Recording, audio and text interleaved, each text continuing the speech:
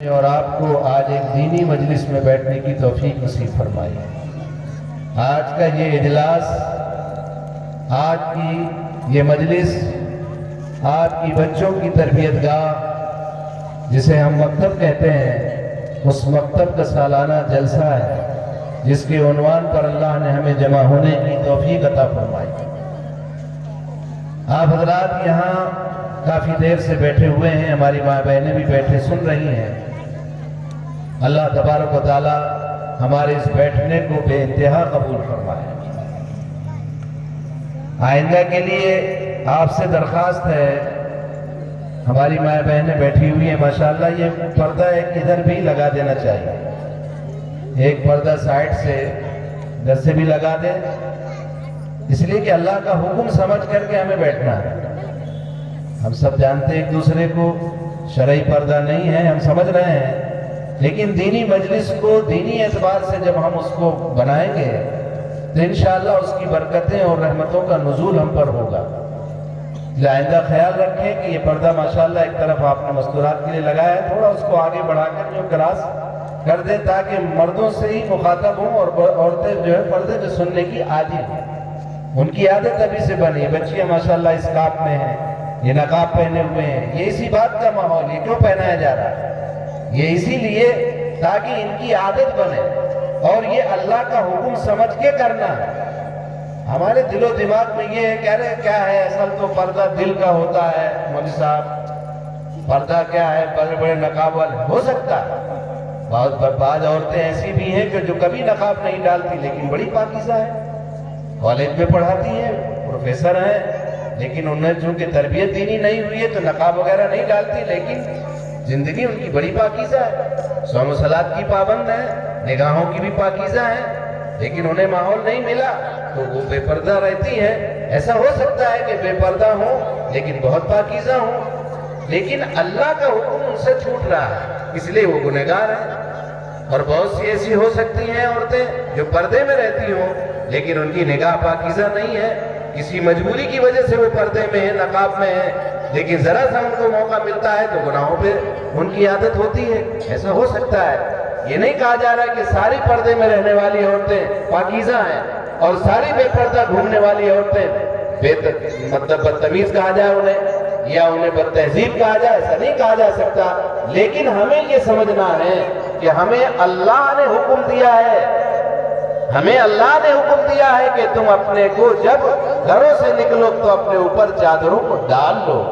اے نبی کی بیویوں، اے نبی کی بیٹیوں، اللہ کا حکم نازل ہوا کہ جب تم اپنے گھروں سے نکلو تو وَجْلِبُوا جَلَابِیبِہِنَّ، اپنے اوپر چادروں کو ڈال لو، چادروں سے ڈھک لو۔ کوئی یہ نقاب فیشن والا نقاب پہننا ضروری نہیں ہے، عورتیں اگر حجاب میں بڑا دوپٹہ ہے اس طرح پہن لے وہ بھی پردہ ہو گیا۔ پردے کے لیے کوئی کالا نقاب بازار سے خرید کے لانا ضروری نہیں ہے، جلابیب کا چادر کا حکم ہے، اپنے اوپر چادروں کو ڈال لو۔ میں نے بہرحال ایک ضمنی بات آ گئی، یہ بات آئی تو میں نے آپ سے درخواست کر دی، سب عزیز رشتہ دار ہیں، سب شرعی پردہ کسی کے گھر میں نہیں ہے، سب آپ ایک دوسرے سے واقف ہیں، لیکن جہاں تک ہو سکے اللہ کا حکم سمجھ کر کے ہمیں کرنا ہے۔ مجھے امید ہے کہ انشاءاللہ آئندہ جلسے میں اس کا خیال رکھا جائے گا۔ میں نے آپ حضرات کے سامنے قرآن حکیم کی جو آیتیں کری، کیونکہ ہمارا جلسے کا مقصد کوئی فیشن نہیں ہے کہ کوئی شہرت کا نہیں کہ ہمارا جلسہ ہو گیا، سالانہ جلسہ، اتنے لوگ جمع ہو گئے، اتنے لوگوں نے کھانا کھا لیا اور ایسا ہو گیا، یہ نہیں۔ ہمارا مقصد یہ ہے کہ یہ بچے یہاں پیاری پیاری حدیثیں، اتنے بڑے مجمع میں مائیں اس لیے بیٹھی ہیں کہ ماؤں کے دل سے خوشی ہوتی ہے، دل سے ایک دعا نکلتی ہے کہ میری بچی پڑھ رہی ہے، میرا بچہ پڑھ رہا ہے، اور بچے کو ایک تقویت ملتی ہے، خود اعتمادی پیدا ہوتی ہے کہ میں نے یہ بیان سنایا، میرے استاد نے سنا، ان کے استاد نے سنا، میری ماں نے سنا، میرے بھائی نے سنا، ان کو خوشی ہوتی ہے۔ یہ تو ایک ابھی عادت کے طور پر بنایا جا رہا ہے، یہی عادت عبادت کل بن جائے، اس کی ہمیں نیت کرنا ہے۔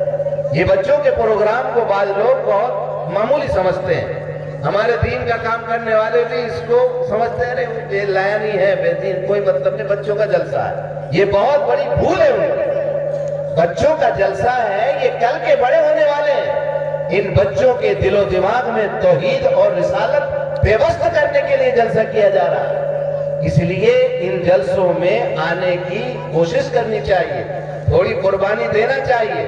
آپ کسی کی عادت رات میں جگنے کی نہیں ہے، بالکل نہیں ہے، تو کوئی بات نہیں ہے۔ آئندہ سے میری ایک گزارش یہ بھی ہے اور کچھ لوگوں کی رائے بھی ہے کہ یہ جلسہ بجائے رات کے دن میں کیا جائے۔ اگر عادت آپ دن میں بنا لیں گے تو دن میں بھی بن جائے گی۔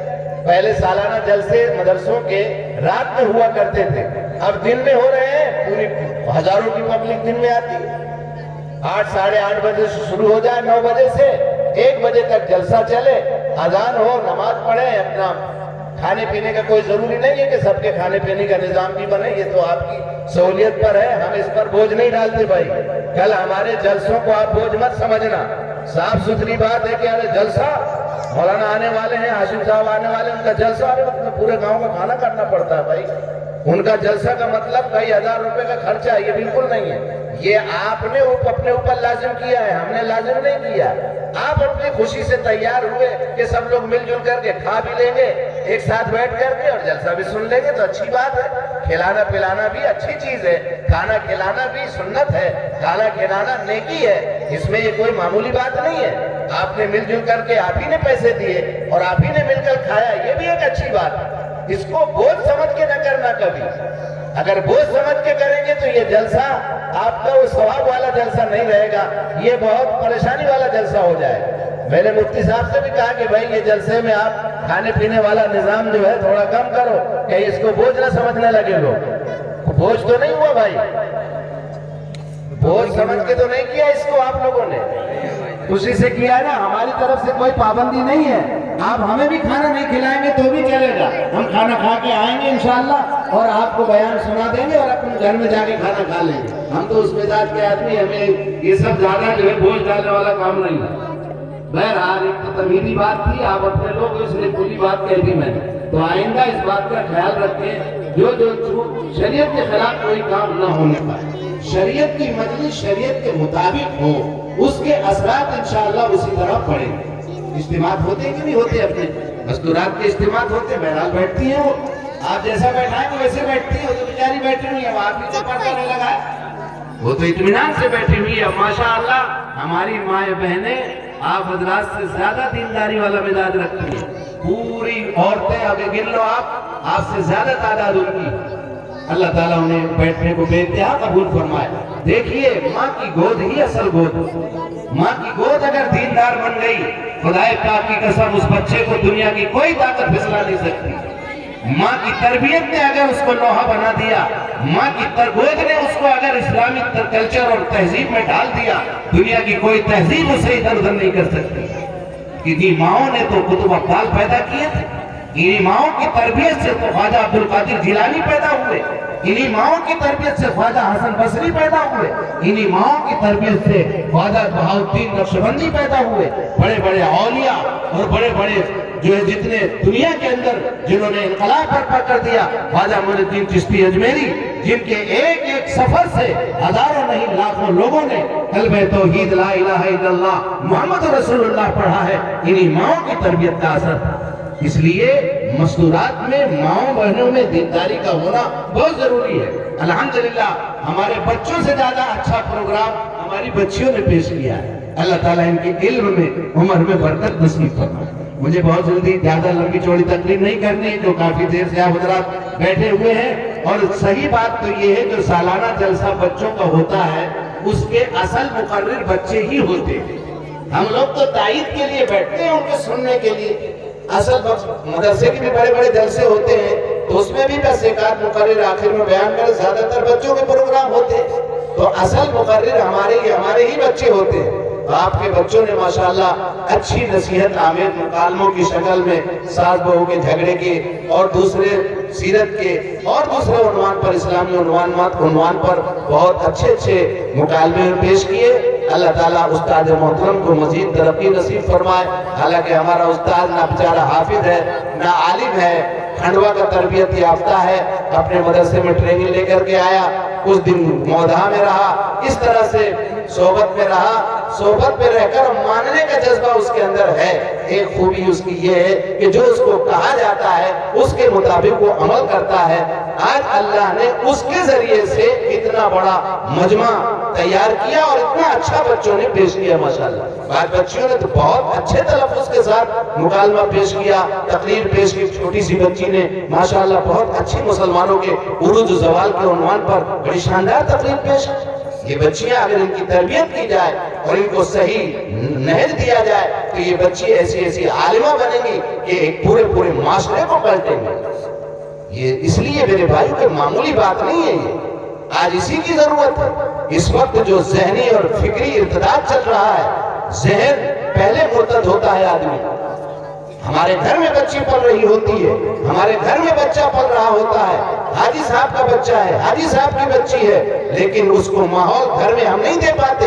وہ کالج میں جاتی ہے، پوری تربیت اس کی وہاں ہے، وہ مرتد ہو جاتی ہے، اسے موقع ملتا ہے تو اپنے مرتد ہونے کا اعلان کرتی ہے۔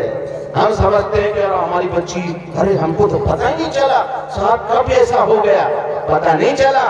آپ نے بے فکری کی، آپ نے توجہ نہیں دی۔ آپ کی بچی کالج جا رہی ہے، اس کی سہیلی کون تھی، وہ کہاں بیٹھتی ہے، کہاں اٹھتی ہے، کتنی دیر اس نے کوچنگ میں لگایا، کتنی دیر کالج میں لگایا، ہم بالکل غافل رہے۔ اور ہم نے کبھی بیٹھ کر اس کو گھر کی تعلیم کے ذریعے، فضائل کی تعلیم کے ذریعے کبھی آخرت کو سکھایا نہیں ہے۔ اپنے گھر کی تعلیم کو ہم نے صرف درج کرایا ہے۔ کتنے گھروں میں تعلیم ہوتی ہے لکھ دیا، سب چل رہا ہے بوکس۔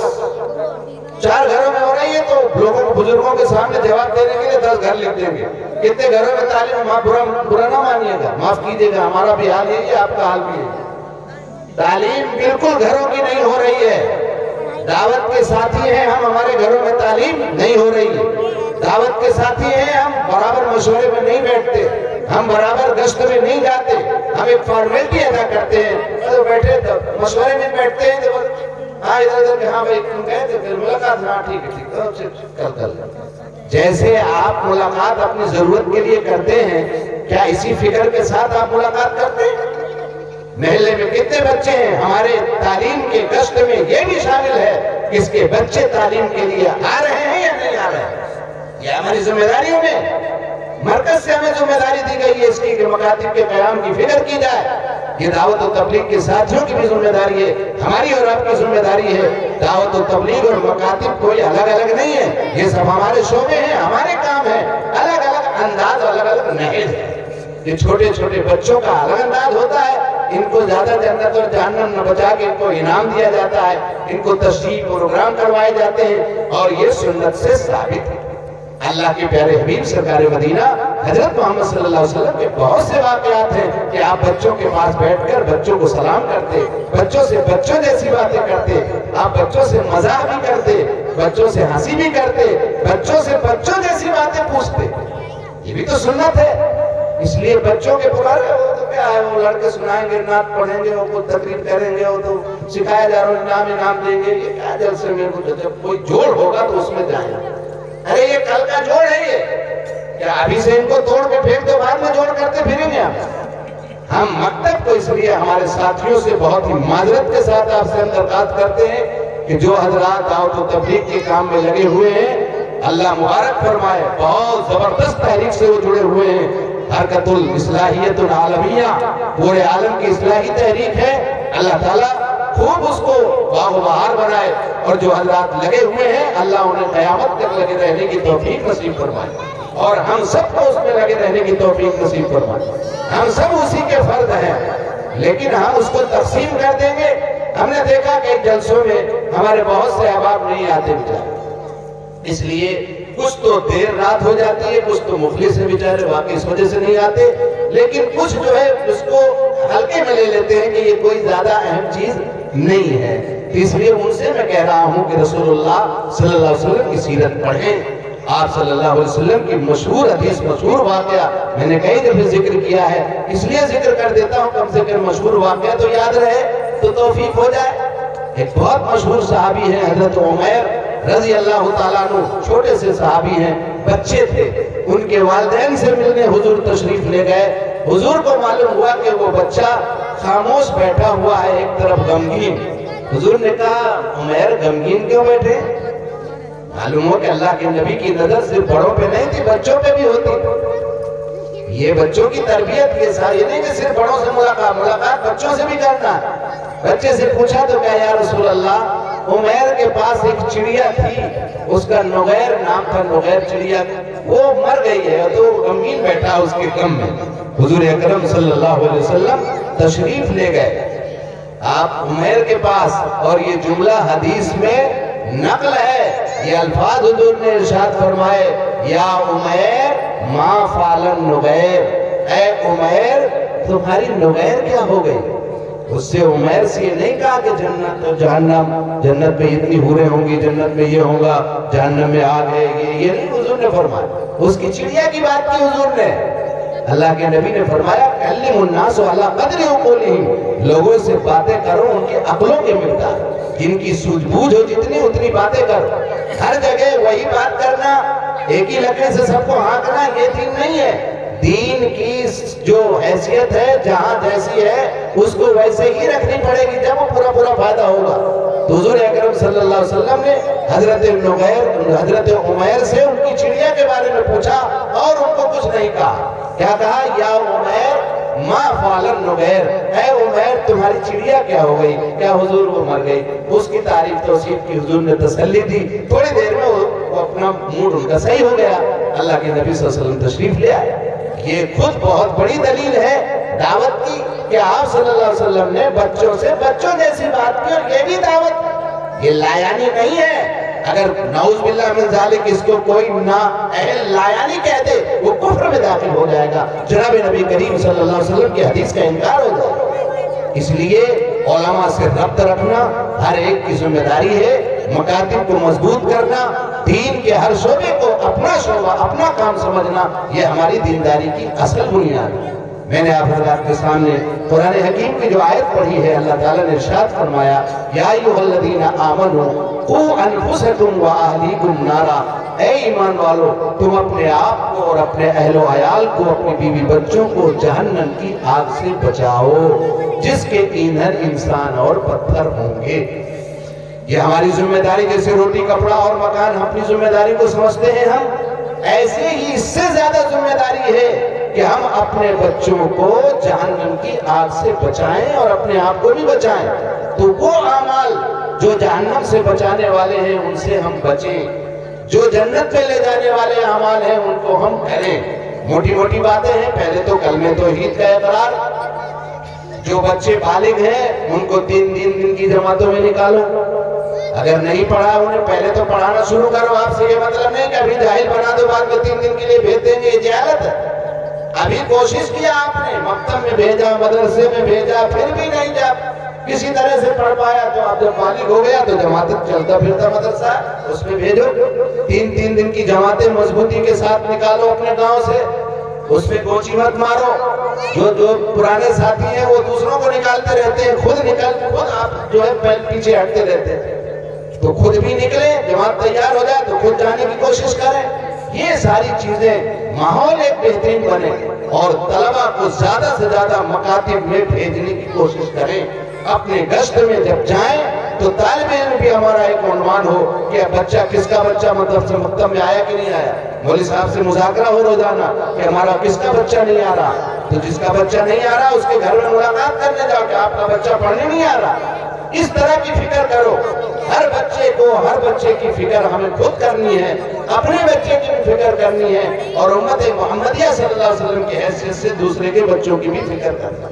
آپ صلی اللہ علیہ وسلم رحمت للعالمین ہیں، آپ آخری نبی ہیں، آپ کے بعد کوئی نبی آنے والا نہیں ہے۔ آپ کے نبوت کا کام، تعلیم بھی نبوت کا کام ہے، تبلیغ بھی نبوت کا کام ہے، تلاوت بھی نبوت کا کام ہے، پیغام پہنچانا بھی نبوت کا کام ہے، یہ سارے کے سارے کار نبوت، تزکیہ بھی نبوت کا کام ہے۔ اپنے دلوں کو صاف کرنا اور یہ اللہ سے تعلق رکھنا، خانقاہوں سے تعلق رکھنا، بزرگوں سے تعلق رکھنا، دعوت و تبلیغ کے لیے نکلنا، تعلیم کے حلقے لگانا، اپنے گھروں کی تعلیم کرنا، مکاتب کو قائم کرنا، اپنے بچوں کو تعلیم کے لیے وقف کرنا، عالم بنانے کے لیے مدرسوں میں بھیجنا، اپنے مکتبوں سے چنے ہوئے بچوں کو ہر ایک کی ذمہ داری ہے کہ جو بچہ فہیم سمجھدار ہو اس کا انتخاب کرے گاؤں سے اور حافظ قرآن اور عالم دین بنائے، تاکہ وہ اپنے گاؤں میں عالم ربانی بن کر کے پورے حلقے کو صحیح مسائل کا رخ دے سکے اور جناب رسول اللہ صلی اللہ علیہ وسلم کا سنت کا ترجمان بن سکے۔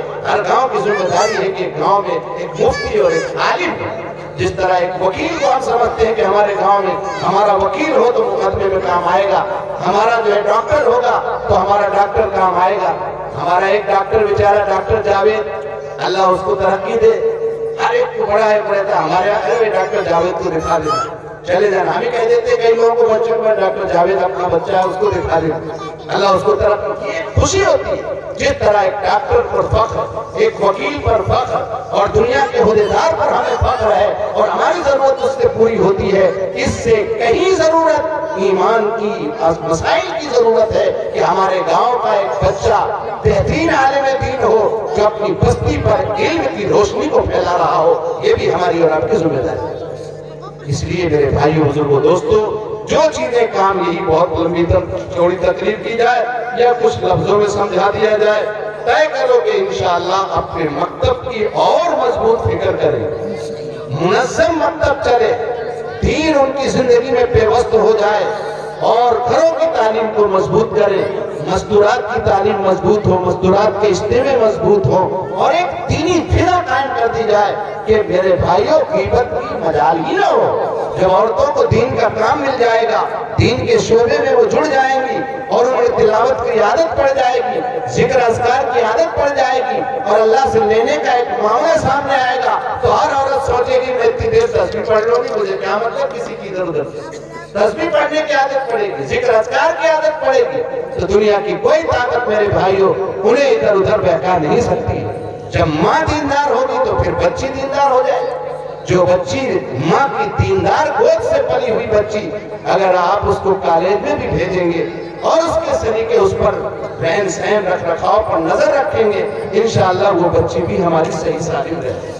ویسے ہماری کوشش ہو کہ ہمارے خود کے اسکول ہوں، ہمارے خود کے، اب یہ لوگ آئے کرناٹک میں، ادھر دیکھیں آپ کرناٹک سائڈ، کیرلا سائڈ، الگ الگ بہترین اسکول، ایسے شاندار اسکول چل رہے ہیں پردے کے ماحول میں۔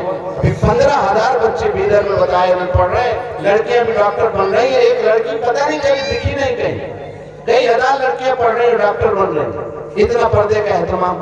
تو اپنے کالج انہوں نے کوشش کی، اللہ تعالیٰ نے ان کے ذریعے سے کام کیا کہ ہمارے تو شہرت میں پیسے خرچ ہو رہے ہیں، ہماری شادی تم نے اتنے خرچ کیے تھے، ارے دیکھنا ہماری شادی میں تو ہم جھانسی کے بانڈ بلائیں گے، تم نے جھانسی بلایا تھا، ہم نے ویڈیو لگوا دیں گے، ہم نے فلم، ہم فلم اسٹار کو بلا لیں گے، آرکیسٹرا کروا دیں گے، ہمارے پیسے تو اس میں جا رہے ہیں۔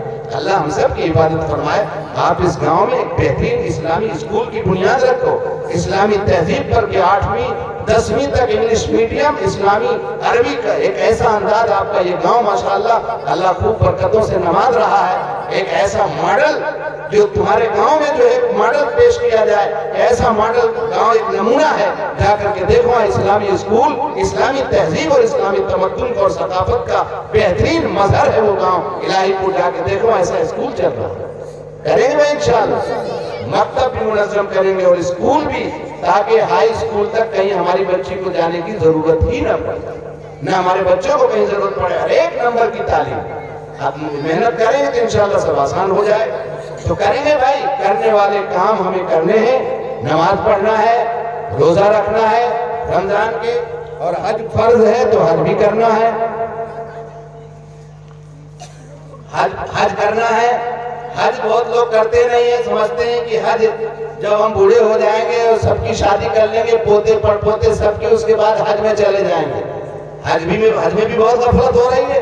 اس گاؤں میں تو بہت مال آ گیا ہے لیکن حاجی ابھی مجھے نہیں دکھتے، حاجی بہت کم ہے۔ اللہ کے نبی صلی اللہ علیہ وسلم نے فرمایا من اراد الحج فلیعجل، جسے حج فرض ہو جائے، جس پر حج کا ارادہ کر لے، اسے چاہیے جلدی کرنا چاہیے۔ اور فرمایا کہ جسے اللہ نے حج کی توفیق دی ہو اور حج کی مقدار عطا فرمائی ہو تو حضور نے فرمایا فَلْيَمُتْ يَهُودِيٌّ وَلَا نَصْرَانِيٌّ، جو حج کی طاقت رکھنے کے بعد بھی حج نہ کرے وہ چاہے یہودی ہو کر کے مرے چاہے نصرانی ہو کر کے مرے، اس کی کوئی گارنٹی نہیں۔ تمام مالداروں کے لیے لمحہ فکریہ ہے، اس لیے مستورات کو بھی اپنے ماں بہنوں کو بھی جن پر پاس لاکھوں کی دولت ہے وہ سب حج کریں، حج فرض ہے۔ حج کے الگ خصوصیات ہے، غریب بچوں کی 3 کی شادی کروا تو حج کرنے کی کیا ضرورت؟ حج ایک الگ چیز ہے، حج کا مقصد الگ ہے، غریب بچوں کی شادی تو کرانا ہی ہے، غریبوں کی خدمت بھی کرنا ہے، لیکن حج کو چھوڑ کر نہیں، قربانی کو چھوڑ کر نہیں، زکوٰۃ کو چھوڑ کر نہیں۔ جو شاعر اسلام ہیں، جو فرائض ہیں ان کو فرائض کی جگہ پر، جو چیزیں واجب ہیں واجب کی جگہ پر، جو سنت ہے وہ سنت کی جگہ پر، جو مستحب ہے مستحب کی جگہ پر۔ پھر معاملے بندوں کے ساتھ، یہ تو اللہ کے حقوق ہو گئے، جو بندوں کے ساتھ معاملات ہیں ان کے حقوق کو بھی خیال رکھنا ہے، کیونکہ جنت میں جانے کے لیے حقوق اللہ اور حقوق العباد دونوں کو درست کرنے کی ضرورت ہے۔ آپ نے بہت نمازیں پڑھ لی، بہت دین کا کام کر لیا، لیکن اگر کسی بندے کا حق آپ نے مار دیا تو وہ حق آپ کی ساری عبادتیں لے ڈوبے گا۔ اس لیے حقوق اللہ کو بھی درست کرنا ہے اور حقوق العباد کو بھی درست کرنا ہے۔ بیوی شوہر کے معاملات ایک دوسرے کا حق ہے ایک دوسرے پر، یہ کوئی آسان بات نہیں ہے کہ بیوی ہے میری، میں جو بھی چاہوں گا کروں گا، جیسا چاہوں گا ماروں گا پیٹوں گا، کل قیامت میں اللہ کیا وہ بھی جواب دہی ہے ہماری۔ اسی طرح سے میرے بھائیو بزرگوں دوستو، بڑا چھوٹے کا اکرام کرے، چھوٹا بڑے کی عزت کرے، ایک دوسرے کا احترام اور ادب۔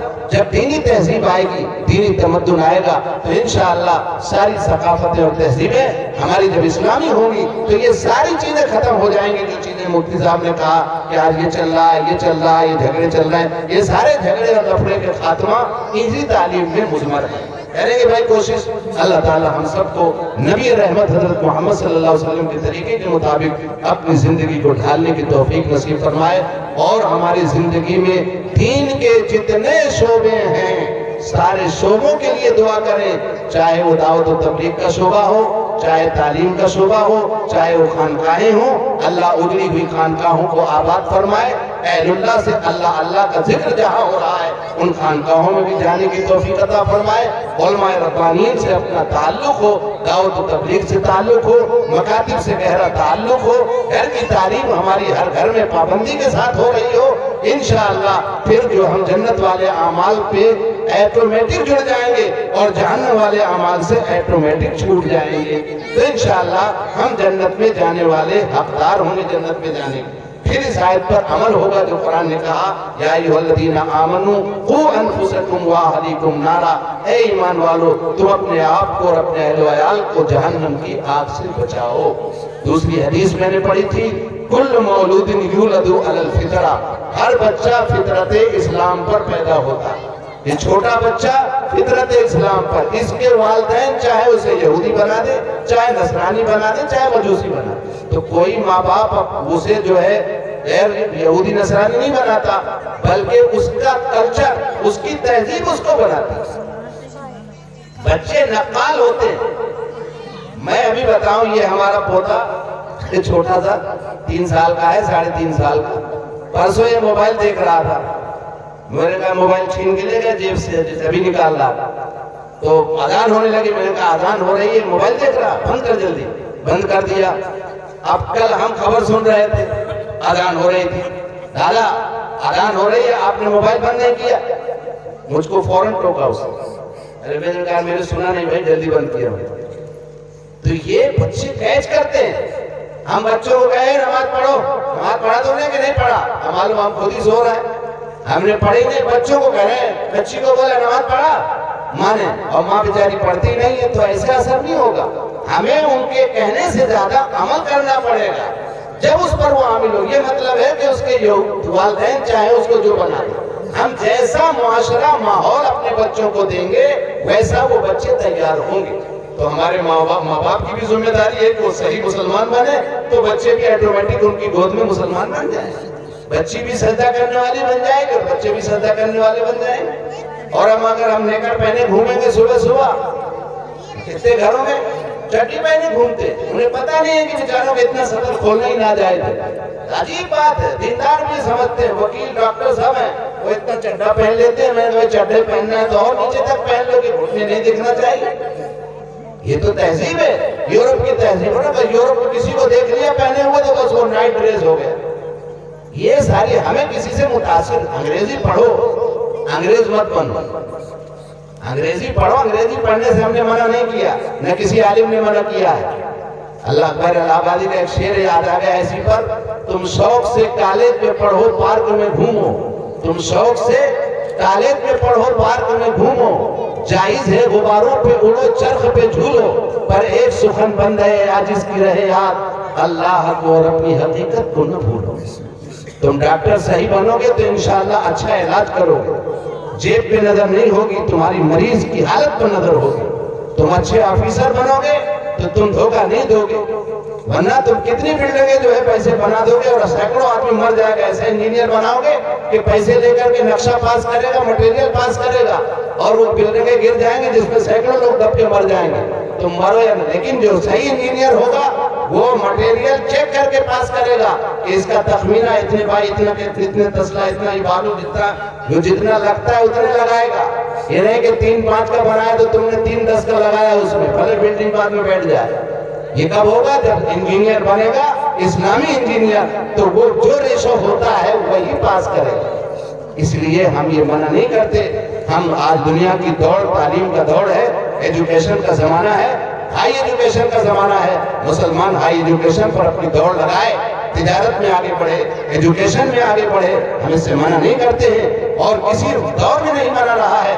हमारे तिजारत में जनाब रसूलुल्लाह सल्लल्लाहु अलैहि वसल्लम ने खुद फरमाया, अत्ताजिरु सदूकुल नबी अत्ताजिरु सदूकुल अमीन मान नबिय्यीन व सिद्दीकीन, सच्चा ताजिर क़यामत के दिन उसका हश्र नबियों के साथ।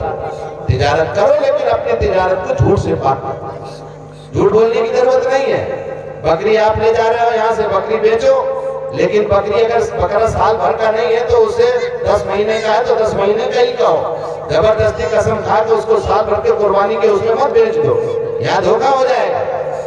या जो भी धंधा आप कर रहे हो, जो भी बिजनेस कर रहे हो, काश्तकारी कर रहे हो, काश्तकारी तो बहुत बड़ा, बहुत सवाब है इसमें। इसमें तो परिंदे जो चुग जाते हैं, जो जानवर खा जाते हैं, सारी चीजों का सदक़े का सवाब मिलता है। काश्तकार इतना मुबारक है।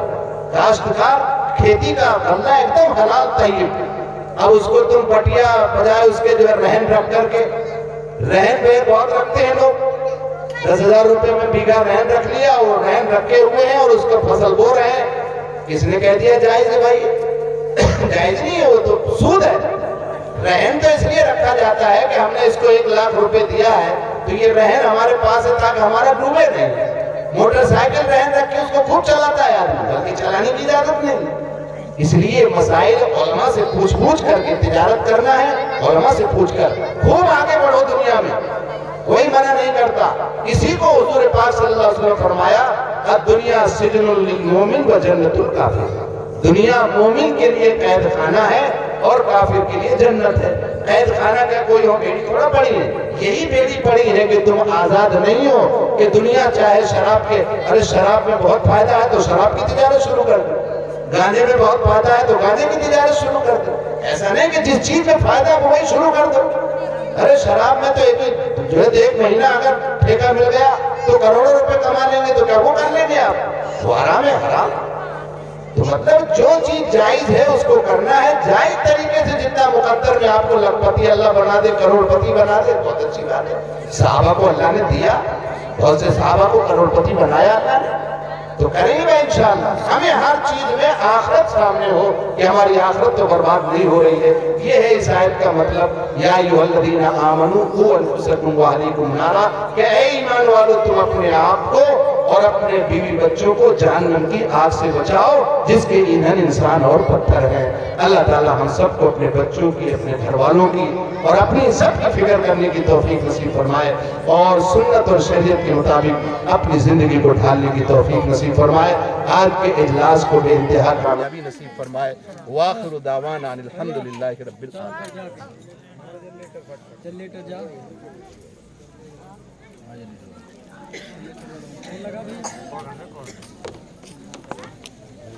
5 मिनट का काम